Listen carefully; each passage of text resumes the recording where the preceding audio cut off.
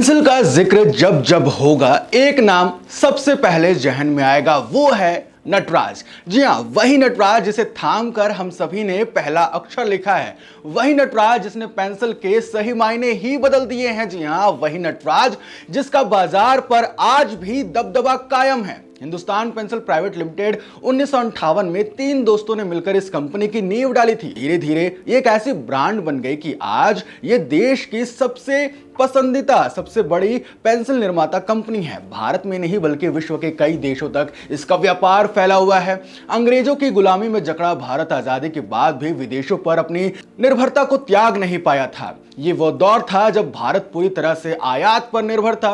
सबसे ज्यादा प्रयोग होने वाली पेंसिल भी इन्हीं उत्पादों में शामिल थी। ऐसा नहीं है कि देश में पेंसिल बनाने का प्रयास कभी नहीं हुआ, लेकिन व्यवसायियों ने पेंसिल बनाने का काम शुरू किया था।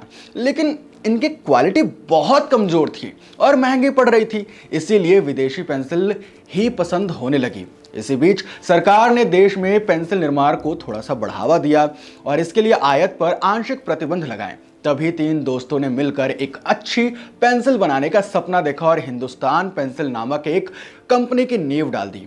तीन दोस्त रामनाथ मेहरा, बीजे सांघवी और सुकानी ने मिलकर अपनी कंपनी शुरू की। कंपनी की वेबसाइट के मुताबिक तीनों दोस्त कंपनी शुरू करने के लिए पहले जर्मनी भी गए थे। नटराज पेंसिल इस कंपनी का पहला प्रोडक्ट था जिसकी बाजार में मांग इतनी बढ़ गई कि थोड़े समय में पेंसिल का मतलब सिर्फ नटराज हो गया। लेकिन फिर मार्केट में एक पेंसिल और आती है जो नटराज की तगड़ी कंपटीशन मानी जाती है। नाम अप्सरा।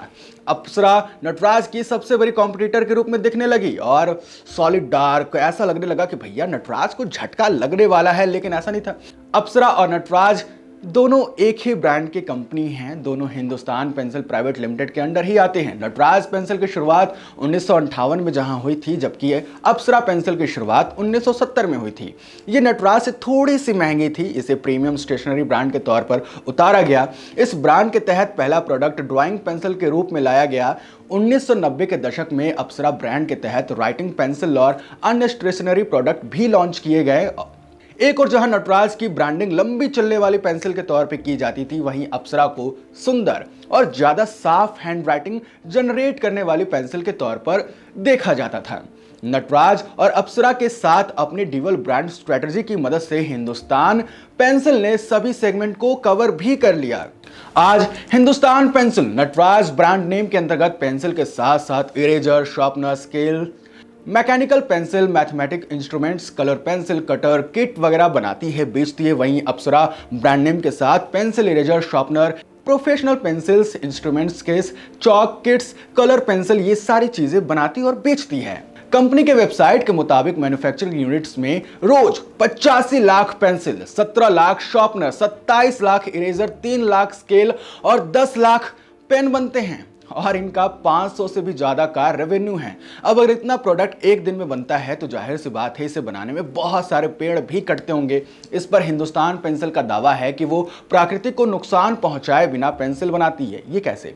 वो पेंसिल बनाने के लिए जंगल की लकड़ियों का उपयोग नहीं करती। पर्यावरण की चिंता के लिए कंपनी ने खुद का प्लांटेशन विकसित किया हुआ है और लोगों को प्रेरित भी करते हैं। इसके अलावा हिंदुस्तान पेंसिल उन किसानों से लकड़ी खरीदती है, या तो वो अपने खेत में या फिर ज़मीन पे अपने या फिर अपने आवासीय परिसर आंगन में पेड़ उगाते हैं। वैसे आपने पहली बार किस कंपनी का पेंसिल यूज़ किया था? होप कि आपको नटराज की एक केस स्टडी बहुत पसंद आई हो, और ऐसी अगर और भी वीडियोस देखना चाहते हैं तो आप हमें फॉलो कर सकते हैं। मिलते हैं आपसे अगले केस स्टडी के साथ।